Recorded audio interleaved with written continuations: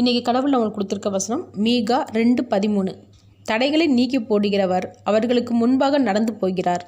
அவர்கள் தடைகளை நீக்கி வாசலால் உட்பிரவேசித்து கடந்து போவார்கள். அவர்கள் ராஜா அவர்களுக்கு முன்பாக போவார்.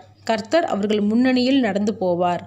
இந்த வசனத்தை கொண்டு கடவுள் நம்மகிட்ட என்ன சொல்கிறத பார்ப்போம். நம்ம ரொம்ப ஆவலாக ரொம்ப நாளாக எதிர்பார்த்துட்டு இருக்கிற விஷயம், வேலை, திருமணம், ப்ரொமோஷன், சொத்து, இப்படி எத்தனையோ விஷயம் நடக்கிற மாதிரி தெரியும் போது திடீர்னு ஏதாச்சும் தடைகள் வந்து அந்த காரியத்தை நடக்க விடாமல் பண்ணிடும். நம்ம எதிர்பார்த்துருக்கவே மாட்டோம். அப்படி ஒரு தடைகள் வந்துடும். அந்த தடைகள் சாத்தான் மூலியமாகவும் சாத்தான் அனுப்புகிற ஆட்கள் மூலியமாகவும் நடக்கும். பொறாமையினாலேயோ போட்டிகள்னாலேயோ நமக்கு நடக்க வேண்டியதை நடக்க விடாமல் தடை பண்ணுவாங்க. எத்தனை முறை கர்த்தர்கிட்ட மோதினாலும் சாத்தானால் ஜெயிக்கவே முடியாது.